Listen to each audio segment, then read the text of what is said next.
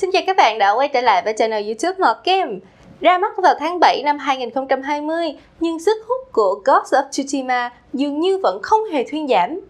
Để làm nên thành công ấy thì Sucker Punch Productions đã đầu tư kỹ lưỡng về mọi mặt, từ đồ họa đến cốt truyện, và không thể không kể tới kho vũ khí cực đồ sộ trong game nữa. Là một fan chân chính của Ghost of Tsushima và cũng là một người yêu thích văn hóa Nhật Bản, anh Mọt đã làm video nghiên cứu tất tần tật về các loại vũ khí trong game. Trong đó có những loại nếu không để ý sẽ không thể phân biệt được nổi đâu. Nào, hãy cùng em gái Mọt tìm hiểu về các loại vũ khí này nhé.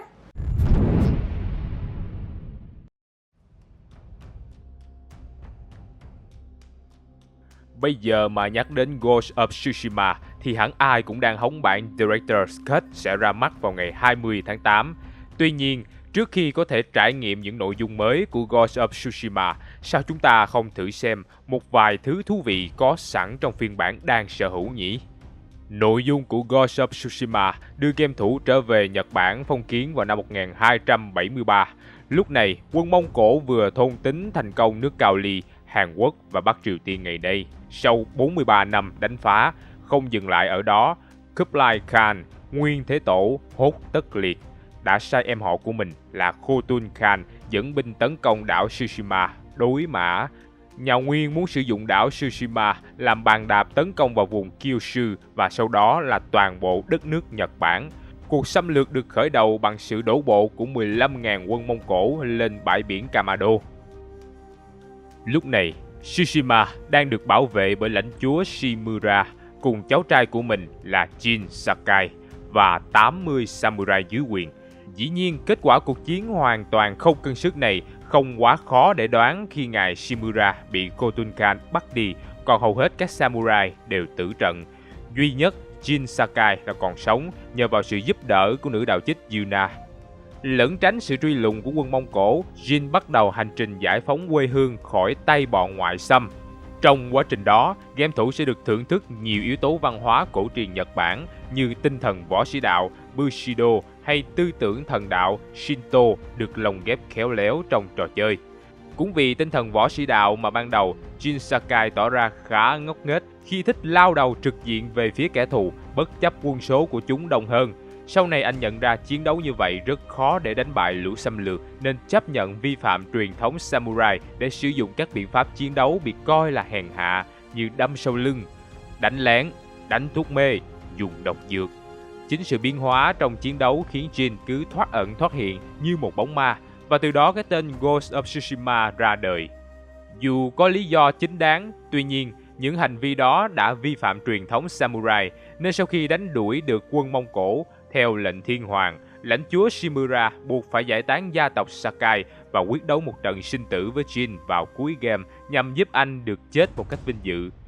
Trở lại với vấn đề hôm nay, thì về cơ bản Ghost of Tsushima vốn là tựa game hành động chặt chém. Thế nên, kho vũ khí của Jin Sakai là điều nhận được sự quan tâm rất lớn từ cộng đồng game thủ. Với một samurai, kiếm và cung là những thứ vũ khí thiết yếu dùng để chống lại kẻ thù. Tuy nhiên bên cạnh phong cách chơi võ sĩ đạo, Sakai còn chấp nhận các phương thức chiến đấu linh hoạt khác. Từ đó chúng ta sẽ có thêm những thứ đồ chơi hệ nhẫn giả như phi tiêu, thuốc độc, bẫy và nhiều thứ thú vị khác. Tất nhiên, Sucker Punch rất chủ động trong điều này. Thậm chí họ còn phân chia thành hai phong cách chiến đấu khác biệt hoàn toàn, bao gồm Wave of the Samurai và Wave of the Ghost để game thủ tùy ý lựa chọn. Wave of the Samurai. Nếu lựa chọn Wave of the Samurai, phong cách chiến đấu của Jin Sakai sẽ thiên về những đòn đánh trực diện trước mặt đối thủ. Thoạt nhìn, dù bảo vệ được danh dự cũng như lý tưởng võ sĩ đạo, nhưng kiểu chiến đấu này nếu gặp số lượng kẻ thù áp đảo thì chẳng khác nào tự sát. Nhưng nếu bạn làm chủ được khả năng né tránh lẫn phản đòn, bạn sẽ thấy một samurai chân chính khi chiến đấu sẽ đặc sắc như thế nào. Tất nhiên, khi lựa chọn phong cách hành xử như một samurai, vũ khí mà Jin sử dụng chủ yếu là katana hoặc yumi, bao gồm daiku và hanku. Đầu tiên, để cho mọi người đỡ bị rối vì cách gọi trong video, vì sao có lúc mod game gọi là gươm, có lúc gọi là đao, có lúc gọi là kiếm, thì theo tiếng Nhật, chữ katana được phiên âm Hán Việt là đao, hay từ thuần Việt gọi là gươm. Nếu nói về tạo hình thì đao chỉ có một lưỡi. Điều này làm cho khi chiến đấu cận chiến, đao có lực sát thương mạnh nhất trong các đòn bổ hay chém. Ngoài ra, lúc phòng thủ, một bậc thầy đao pháp có thể lấy tay đỡ vào sống đao để làm giảm lực tấn công đến từ đối thủ. Nếu bạn nào là fan của Rurouni Kenshin với thanh gươm lưỡi ngược của anh ta thì sẽ rất dễ hình dung điều này. Còn nếu đã gọi là kiếm thì bắt buộc phải có hai lưỡi, dù là kiếm của Tàu hay kiếm của châu Âu đều như vậy. Nhưng oái oăm thế, khi bạn học cách sử dụng đao của Nhật thì quá trình này được gọi là kendo, kiếm đạo, chứ không ai gọi là đao đạo cả. Đây thực sự là một vấn đề ở tầm vũ trụ rồi. Nó đùa tí nhưng Mọt có tham khảo nhiều nơi, thậm chí là hỏi cả dân bản xứ tại Nhật, nhưng cũng không ai giải thích được rõ ràng chuyện này. Nên thôi, chúng ta cứ chấp nhận nó vậy đi. Giờ thì chúng ta cùng đến với kho vũ khí theo dòng võ sĩ đạo của Jin Sakai nào.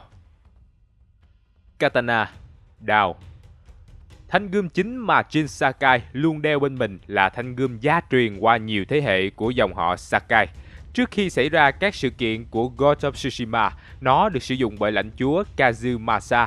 Trong một cuộc nổi loạn, ngài Kazumasa đã bị giết bởi một tên cướp, trong khi cậu con trai Jin Sakai vì quá sợ hãi nên không dám trợ giúp cha mình. Trong đám tang của Kazumasa, anh rể của ông là lãnh chúa Shimura đã trao thanh kiếm này lại cho Jin, đồng thời nhận trách nhiệm dạy dỗ để cháu mình trở thành một samurai thực thụ. Ông chính là người phản ứng dữ dội nhất nếu người chơi lựa chọn để Jin kiên trì với con đường Wave of the Ghost. Ở giai đoạn cuối game, sau khi đánh đuổi được quân Mông Cổ, ông chú sẽ yêu cầu cháu mình hãy chiến đấu một trận sinh tử nhằm vãn hồi danh dự của gia tộc. Thực tế, nếu lãnh chúa Kazumasa còn sống, có thể ông sẽ không phản ứng kịch liệt như Shimura, bởi theo lời của Yuriko trong nhiệm vụ phụ The Proud Do Not Endure của Arc 2, Kazumasa là một người có đầu óc cởi mở, thậm chí dám thử nghiệm những điều mới lạ, vượt ra bên ngoài truyền thống. Bản thân Kazumasa cũng từng than phiền rằng Shimura tuy là một người tốt bụng, đáng tin cậy, nhưng đầu óc lại rất cổ hủ và luôn phớt lờ những giá trị tích cực do các ý tưởng phi truyền thống mang lại. Trở lại với thanh katana gia truyền thì ngoài Tanto, đây là vũ khí cận chiến được sử dụng bởi Jin Sakai trong suốt trò chơi. Ngoài hình dáng cơ bản, thanh katana của Jin cũng có thể được thay skin với tên gọi Sword Kit, nhưng chúng chỉ có tác dụng làm đẹp mà không ảnh hưởng đến lối chơi. Skin chỉ có thể nhận được thông qua việc khám phá và đánh dấu các địa điểm Pillars of Honor trên bản đồ, chứ không cần nạp tiền mua như một số dòng game hút máu khác. Nếu chỉ xét về mặt lịch sử thuần túy thì katana chắc chắn chưa từng xuất hiện trong các cuộc xâm lược Nhật Bản của nhà Nguyên vào năm 1274.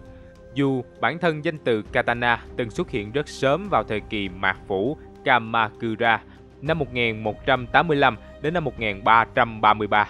Tuy nhiên, loại vũ khí đại diện cho nó không được sử dụng phổ biến trong chiến tranh mãi cho đến tận thời kỳ chiến quốc Sengoku 1467-1615.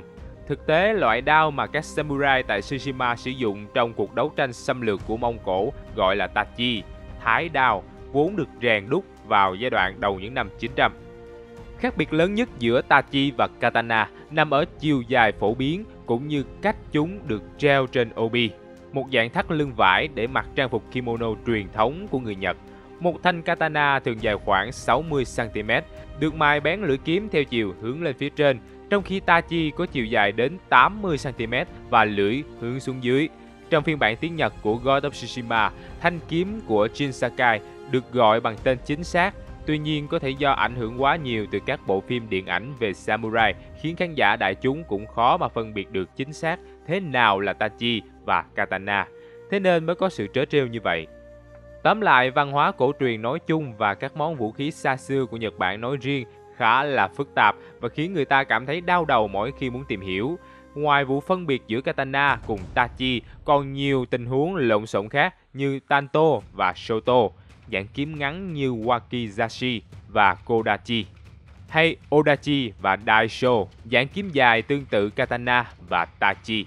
Nghe đồn khi phát triển Ghost of Tsushima, Sucker Punch cũng không ít lần bị rối não nên đã cẩn thận đến mức sử dụng từng loại vũ khí thật trong quá trình thực hiện các tính năng liên quan đến cơ chế điều khiển, từ đó tạo cảm giác chân thực nhất cho game thủ trải nghiệm các đường kiếm trong trò chơi. Daikyo, đại cung và Hankyu, bán cung. Sách ngụy thư thời Tam Quốc của Vương Thẩm từng mô tả rằng binh sĩ nước Oa, tên gọi ngày xưa của Nhật, sử dụng vũ khí gồm giáo, khiên và cung tên bằng gỗ, cho nên có thể xác định được rằng cung tên Yumi đã xuất hiện tại Nhật Bản ít nhất từ thế kỷ thứ 3 sau công nguyên. Trong quá trình phát triển dần được phân chia thành hai loại gồm Daikyu, đại cung và Hankyu, bán cung. Với lịch sử lâu đời của đất nước mặt trời mọc, cách thức sử dụng cung tên hay Kyudo, cung đạo từ một kỹ năng chiến đấu quan trọng của các samurai trong thời kỳ phong kiến đã trở thành một nét văn hóa đặc trưng của Nhật Bản. Có thể nói trong các trận chiến ngày xưa, bên cạnh đao kiếm thì kỹ thuật sử dụng cung tên vô cùng được chú trọng bởi khả năng tấn công kẻ thù từ khoảng cách xa. Tuy nhiên, cũng với sự phát triển của thời đại, vũ khí này bắt đầu bị thất sủng khi các thương gia Bồ Đào Nha bắt đầu đến Nhật làm ăn vào thế kỷ thứ 16. Bên cạnh hàng hóa tiêu dùng, những con buôn này cũng mang đến nhiều loại vũ khí tối tân khác nhau, bao gồm Tanegashima, súng hỏa mai, với ưu điểm gọn nhẹ, dễ sản xuất và sử dụng, lại không đòi hỏi quá trình tập luyện lâu dài như cung tên. Tanegashima nhanh chóng trở thành hàng hot khi các lãnh chúa thi nhau chạy đua vũ trang, trực tiếp khiến cho việc sử dụng cung tên bước vào giai đoạn thoái trào. Không muốn nhìn thấy nét văn hóa cổ truyền của đất nước bị mai một, những người yêu mến cung đạo tại Nhật đã tập hợp lại với nhau để duy trì Kyudo. Cho đến năm 1949 thì Liên đoàn Cung đạo Nhật Bản chính thức được thành lập, biến nó trở thành một môn thể thao chính thức với hệ thống thi đấu và các quy trình theo chuẩn mực như hiện tại. Trong Ghost of Tsushima, tinh hoa cung đạo được thể hiện rất rõ nét qua cốt truyện về bậc thầy Ishikawa và nàng đệ tử nổi loạn Tomoe. Thực tế, kỹ năng cung đạo của những samurai vẫn tuân thủ đầy đủ 8 bước như cách bắn cung thông thường, nhưng để đạt tới mức bách phát bách trúng như Ishikawa hay Tomoe trong game thì người sử dụng phải có trạng thái thể lực, tinh thần thoải mái nhất, kết hợp với tính kỷ luật và kỹ năng tập trung cao độ. Do đó, dù Tomoe có truyền dạy biết kỹ này lại cho đội cung thủ Mông Cổ, nhưng rõ ràng việc thay cung ngắn xạ kỵ thành trường cung Nhật Bản không hề giúp quân Mông Cổ mạnh hơn, mà thậm chí còn làm chúng khó xoay sở hơn khi thao tác trên lưng ngựa. Có hình dáng tương tự như Daikyu, long bow. Hankyu trong Ghost of Tsushima được gọi là half bow. So với Daikyu thì rõ ràng Hankyu có tầm bắn và sát thương thấp hơn, đồng thời không có khả năng xuyên qua áo giáp của kẻ địch. Bù lại, tốc độ bắn, số lượng tên và khả năng sử dụng vũ khí khi đang cúi thấp người là ưu điểm cho những ai thích vũ khí hệ cơ động. Cũng bởi vì tốc độ bắn cao và khả năng tùy cơ ứng biến, trong một số trường hợp nhất định, Hankyu cũng được dân chơi hệ thích khách tin dùng như một loại vũ khí chuyên dụng để ám sát ở tầm trung. Nếu muốn sở hữu sớm half bow thì ngay từ đầu game, người chơi cần chú ý bởi nó diễn ra cùng thời điểm với nhiệm vụ chính The Tale of Lady Masako. Theo đó, nhiệm vụ phụ The Tale of Sensei Ishikawa nằm trong chuỗi nhiệm vụ liên hoàn kéo dài cả game, nói về cuộc săn đuổi kẻ phản đồ của sư phụ Ishikawa, người sau này sẽ dạy Jin thuật xạ tiễn. Trong quá trình thực hiện nhiệm vụ, Jin sẽ nhận được cây cung ngắn. Như đã nói ở trên, half bow có tốc độ lắp tên, tốc độ bắn và sát thương mạnh đối với những kẻ địch không trang bị áo giáp. Nhìn chung, half bow khá mạnh ở đầu game nhưng bắt đầu bộc lộ điểm yếu từ giữa game dù đã nâng cấp hết cỡ hoặc sử dụng tên lửa. Wave of the Ghost. Nếu nói theo cách dân dã thì Wave of the Samurai chính là xù lông xông lên. Còn Wave of the Ghost thì là trường phái âm thầm chơi lén của những game thủ hệ núp lùm. Tuy nhiên khi đánh boss thì bạn vẫn buộc phải giáp mặt tay đôi chứ không thể ám sát được. Lý do hình thành Wave of the Ghost bởi vì trước lực lượng quân địch quá đông và hung hãn, Jin phải lựa chọn từ bỏ lối chiến đấu danh dự theo kiểu mặt đối mặt của samurai để trở thành một bóng ma phía sau hàng ngũ kẻ địch. Tất nhiên, bản thân anh cũng không hề ưa thích điều này, nhưng tình thế bắt buộc bởi thủ lĩnh quân Mông Cổ là Khotun Khan hiểu rất rõ về danh dự của samurai. Hắn cũng thừa biết về sự ngoan cường lẫn ngoan cố của những chiến binh Nhật Bản và lợi dụng điều đó để giành thắng lợi trong mỗi trận chiến. Khi chiến đấu theo phong cách Way of the Ghost, Jin sẽ chủ động ẩn nấp để trở thành một thích khách chuyên ám sát địch nhân lúc chúng chưa có sự phòng bị, không cảnh báo, không đối mặt, chủ yếu tấn công từ phía sau cùng với cách ra đòn nhanh chóng, gọn gàng để kẻ thù không có bất cứ cơ hội phản kháng nào. Rõ ràng Wave the Ghost cực kỳ tiện lợi khi xử lý kẻ địch, nhưng đồng thời nó cũng khiến Jin vứt bỏ danh dự của một samurai chân chính và cảm thấy day dứt trong suốt quá trình chiến đấu. Khi lựa chọn phong cách ẩn thân, vũ khí mà Jin sử dụng sẽ bao gồm kunai, tanto, hỏa dược, thuốc độc và nhiều thứ bàn môn tả đạo khác. Kunai, khổ vô. Trước khi manga và anime Naruto được phủ sóng khắp mọi nơi, chỉ có những người đam mê văn hóa Nhật hay sự huyền bí của các nhẫn giả mới có khái niệm nhất định về loại vũ khí này. Thường làm từ thép và hình dáng giống cái nêm. Kunai là tên gọi của loại dao găm nhỏ, thường được các ninja mang theo nhiều bên mình vì có nhiều tác dụng hữu ích. Có độ dài từ 20 đến 30 cm, với phần cán được tạo hình vòng tròn ở chuôi để buộc dây thừng. Trái với suy nghĩ thông thường của mọi người khi xem Naruto, ngoài đời thật, kunai không được dùng để làm vũ khí ném vì trọng lượng đáng kể cùng trọng tâm không cân bằng. Thay vào đó, người ta sử dụng nó chủ yếu như một công cụ hoặc vũ khí để đâm. Ngoài ra, cũng có rất nhiều cách sáng tạo hay ho như sử dụng kunai để giăng bẫy kẻ thù hay đánh lạc hướng đối thủ. Có lẽ hơi khó tin, nhưng một trong những công dụng chính khi người ta tạo ra kunai đó là hỗ trợ cho việc đào tường khoét vách. Vào thời kỳ phong kiến, bất kể trong giai đoạn chiến tranh hay hòa bình, lực lượng ninja luôn đóng vai trò như các đơn vị mật thám hay gián điệp thời hiện đại. Chính vì lẽ đó, mục tiêu chính của họ là bí mật xâm nhập vào lãnh địa của đối phương nhằm thu thập tin tức mang về cho lãnh chúa chứ không phải chiến đấu công khai như các samurai. Trong hoàn cảnh đó, kunai được các nhẫn giả xem như công cụ hỗ trợ và sử dụng nhiều trong quá trình đào đất và tạo lỗ trên tường để trốn thoát hoặc ẩn nấp. Cho nên, đừng hiểu lầm, bởi dù hình dạng rất giống dao găm, nhưng chức năng ban đầu của nó là xẻng đào đất phiên bản thu gọn chứ không phải là vũ khí để tấn công. Trong Ghost of Tsushima, kunai là loại vũ khí hiệu quả nhất định trong các phi vụ ám sát khi có thể trực tiếp kết liễu những kẻ địch đã thấm máu. Với những kẻ địch di chuyển theo đám đông, kunai còn có tác dụng gây choáng nhẹ, giúp người chơi tranh thủ thời gian quyết định lao vào tiêu diệt đối thủ hoặc bỏ trốn tùy tình huống cụ thể. Tanto, đoạn đao. Trong Ghost of Tsushima, ở thời điểm ban đầu, Tanto không có tác dụng gì ngoài việc phối hợp với katana để trở thành một bộ vũ khí. Tuy nhiên, sau khi thực hiện nhiệm vụ The Warrior's Code trong Jin's Journey, anh ta sẽ học được kỹ năng sử dụng Tanto để ám sát kẻ thù ở tầm gần thông qua thao tác nhấn nút nhanh theo kiểu Quick Time Event. Tanto còn có tên gọi khác là đoạn đao, nhưng có tác dụng khác hoàn toàn với các loại vũ khí ngắn khác như Wakizashi, Hipshai đao hay Kodachi, tiểu thái đao. Ban đầu, Wakizashi không được dùng để xác định danh tính hay độ dài cho bất cứ loại đao kiếm cụ thể nào, bởi bản thân nó chỉ là phiên bản rút gọn của Wakizashi no Katana, đao đâm vào hông. Một khái niệm được sử dụng cho mọi loại đao. Wakizashi bắt đầu được sử dụng phổ biến vào khoảng thế kỷ 16, vào thời kỳ Edo, khi tầng lớp thống trị quyết định chuẩn hóa lại khái niệm về đao kiếm, đồng thời xác định rõ những giai cấp nào được phép mang vũ khí công khai. Kể từ thời điểm đó mới bắt đầu xuất hiện nhiều tên gọi riêng biệt cho từng loại vũ khí như ngày nay. Về phần Kodachi thì trong tiếng Nhật nó có nghĩa là thanh kiếm, tachi nhỏ hoặc ngắn. Khác với Wakizashi, Kodachi xuất hiện từ rất sớm trong lịch sử khi được nhắc đến từ đầu thời kỳ mạt phủ Kamakura, nhưng thường xuyên bị dân ngoài nghề nhầm lẫn với nhau bởi hình dáng, độ dài cũng như kỹ thuật rèn đúc. Tuy vậy, định nghĩa của hai loại binh khí này hoàn toàn khác biệt. Trong khi Kodachi có chiều dài cố định và được xem là trang bị chính, thì Tanto hay Wakizashi chỉ là vũ khí phụ, được sử dụng cùng với một thanh kiếm dài.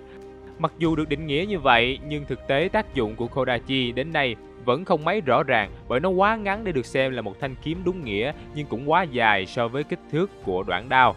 Về phần Tanto thì đây rõ ràng là một thanh đoạn đao với chiều dài rất khiêm tốn. Cũng bởi chiều dài như vậy nên Tanto phải được kết hợp chung với katana để tạo thành một cặp binh khí. Theo nghiên cứu, loại vũ khí này vẫn có thể sử dụng trong chiến đấu.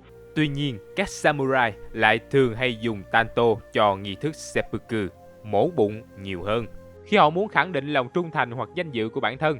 Bên cạnh những tác dụng trên thì Tanto cũng được vợ của những samurai dùng để tự sát nhằm bảo toàn danh tiết khi cần thiết. Hỏa dược. Trong gần 1000 năm, loại chất nổ được sử dụng rộng rãi nhất trên thế giới chính là thuốc súng. Về cơ bản, thuốc súng là hỗn hợp hóa học của lưu huỳnh, than củi, kali nitrat, được các nhà khoa học xem như một dạng chất nổ sơ khai có năng lượng yếu. Tuy nhiên, nếu tạo ra phản ứng cháy của thuốc súng trong không gian kín, nhiệt lượng và áp suất sẽ tạo ra năng lượng nổ đủ để phá tung mọi thứ, hay cụ thể hơn là tạo ra lực đẩy viên đạn bay khỏi nòng súng. Với sức phá hoại như vậy, có thể nói trước năm 1847, khi một nhà khoa học người Ý tên Ascanio Sobriro thử nghiệm pha trộn glycerol với axit nitric và sulfuric để tạo ra nitroglycerin, thì thuốc súng là nỗi kinh hoàng lớn nhất trong mỗi cuộc chiến. Theo lịch sử ghi lại thì thuốc súng hay hỏa dược được phát minh ở Trung Quốc vào thế kỷ 9, bắt đầu được sử dụng rộng rãi cho nhiều mục đích ở các vùng thuộc châu Á và châu Âu vào cuối thế kỷ 13. Có thể nói quá trình phát minh ra thuốc súng cũng khá tình cờ, tương tự như việc các nhà giả kim châu Âu tìm cách điều chế đá phục sinh rồi phát hiện ra những nguyên tố hóa học vậy. Vốn dĩ các đạo sĩ Trung Hoa muốn chế tạo ra các loại đan dược giúp con người trường sinh bất lão. Tuy nhiên với kiến thức khoa học hạn chế ở thời điểm đó, thay vì thuốc bổ, họ lại tạo ra toàn là thuốc độc. Trong các cuộc nghiên cứu khảo cổ, những ngôi mộ quý tộc xây dựng từ thời Đông Tấn cho thấy thành phần đan dược để bồi tán bao gồm 60% thủy ngân, 10% lưu huỳnh và 30% còn lại được làm từ các chủng loại dược liệu kỳ quái không rõ là gì. Dĩ nhiên, không một ai trên đời uống kim loại nặng như thủy ngân với lưu huỳnh mà trường sinh bất tử được, nên 100% người sử dụng tiên đan đều thiệt mạng. Đó là một câu chuyện buồn, nhưng ít nhất cũng có một điểm tích cực, bởi trong quá trình nghiên cứu đan dược, các pháp sư Trung Hoa đã vô tình chế tạo ra một thứ góp phần to lớn vào việc thay đổi lịch sử nhân loại, mang tên thuốc súng. Theo thời gian nghiên cứu, các thuật sĩ dần nắm rõ cách thức chế tạo cũng như sử dụng thuốc súng. Theo ghi nhận của lịch sử, thứ đồ chơi nguy hiểm này được sử dụng lần đầu tiên cho mục đích chiến tranh vào khoảng thế kỷ thứ 10. Trong thời kỳ cực thịnh của nhà Đường, dưới sự trị vì của Đường Thái Tông Lý Thế Dân, các nghiên cứu về quốc phòng được khuyến khích mạnh mẽ, thậm chí từng xuất hiện hai loại vũ khí sử dụng thuốc súng khá hiện đại là hỏa tiễn tầm gần và mũi tên mang thuốc nổ là kết quả của cuộc nghiên cứu đó. Hơn trăm năm sau, trong các cuộc chiến tranh liên miên giữa các thế lực Tống, Liêu, Tây Hạ, Kim và đặc biệt là Mông Cổ đã góp phần thúc đẩy quá trình nghiên cứu cũng như sáng chế ra các loại vũ khí sử dụng thuốc súng một cách nhanh chóng. Về phần Nhật Bản, do đã tạo dựng được mối quan hệ ban giao từ rất sớm với Trung Hoa, thế nên không có gì bất ngờ nếu kỹ thuật chế tạo và sử dụng thuốc súng được truyền bá đến nơi đây. Trong Ghost of Tsushima, các loại hỏa dược như bom, bom dính, bom khói và pháo đánh lạc hướng đều là những ứng dụng thực tiễn từ thuốc súng. Tất nhiên, sức công phá của chúng được gia giảm ít nhiều cho phù hợp, bởi cơ bản vẫn là một game hành động chặt chém chứ không phải hành động bắn súng. Sẽ là một câu chuyện rất kỳ lạ và hoang đường nếu Jin Sakai thay vì dùng dao kiếm hay cung tên xử lý kẻ địch thì lại dùng rất nhiều thuốc nổ để thổi bay cả đạo quân Mông Cổ. Nhìn chung, khi lựa chọn làm thích khách với Wave of the Ghost thì điều khó chịu duy nhất với người chơi có lẽ là sự răn dạy rất thường xuyên của lãnh chúa Shimura. Sau khi được giải cứu khỏi đám Mông Cổ thì ông chú này luôn xuất hiện và thuyết giáo nhân vật chính với những tư tưởng như tinh thần võ sĩ đạo bất diệt hay danh dự chính là đối mặt với kẻ thù. Đây là một trong những điều mà các samurai bị cả thế giới hiểu lầm nhiều nhất, đến nỗi vào đầu thế kỷ 20, nhà văn Inazo Nitobe đã hết chịu nổi và phải viết ra cuốn sách Bushido, The Soul of Japan để giải thích rất nhiều điều mà dân ngoại quốc hay áp đặt lên samurai, mặc dù trong thực tế chiến đấu thì samurai không nhất thiết phải làm như vậy. Một trong những điều mà Bushido The Soul of Japan đề cập chính là samurai cũng dùng mưu hèn kế bẩn, cũng biết hạ độc hay ném lựu đạn khi cần thiết, miễn là nó mang đến thắng lợi. Nói thẳng ra là samurai sẽ làm mọi cách để giành chiến thắng và chỉ có chiến thắng mới đem lại vinh quang cho gia tộc cũng như thiên hoàng. Thế nên, mọi phương cách kể cả là tàn bạo hoặc dã man, thậm chí là đâm trộm chém lén sau lưng kẻ địch cũng không thành vấn đề. Còn khái niệm danh dự samurai phải thế này thế kia có lẽ phần nhiều đến từ các tác phẩm văn học hay điện ảnh và được thần thánh hóa quá mức mà thôi. Ghost of Tsushima là một trong số những game đáng chơi nếu bạn muốn khám phá văn hóa Nhật Bản qua góc nhìn của những samurai. Hy vọng video này Mọt đã giúp các bạn hiểu thêm được phần nào về tựa game cũng như đất nước Nhật Bản. Bạn còn biết loại vũ khí nào trong game nữa không? Hãy chia sẻ với Mọt ở phần bình luận nha. Mọt sẽ ghi bình luận có tầm nhất lên đầu để 500 anh em cùng nhau thảo luận đấy. Còn bây giờ thì hãy cho Mọt một like, một subscribe và hẹn gặp lại vào 19h30 thứ 2, 4, 6 hàng tuần.